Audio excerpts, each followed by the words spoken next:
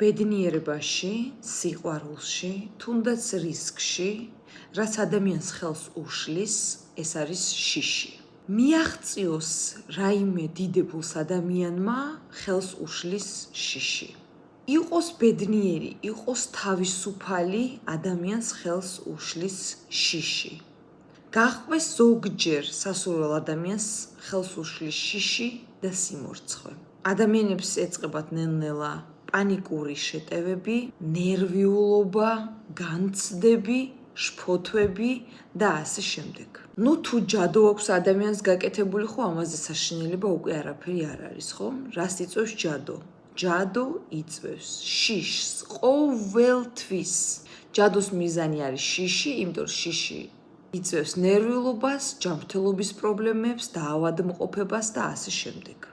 ესეთ შემთხვევებში ადამიანს ურჩევ ყოველთვის წმენდის რიტუალს.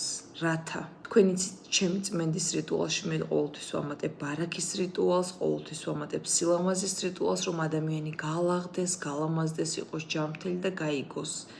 თუ მე რას ვაკეთებ, ვინ ვარ და ასე შემდეგ დამატებითად. ეს შედის ყოველთვის წმენდის რიტუალში.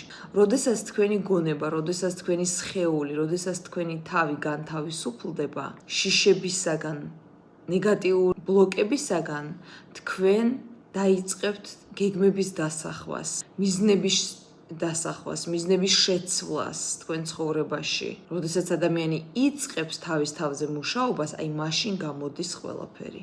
და როდესაც შენ არ გაქვს არც წმენდა გაკეთებული, ცხოვრობ ძველი ბლოკებით, ძველი ტოქსიური ურთიერთობებით, ძალიან გაგიჭირდებათ ახალი ცხოვრების დაწყება. იმიტომაც არის, რომ ადამიანებს ცხოვრებაში არ უმართლებს.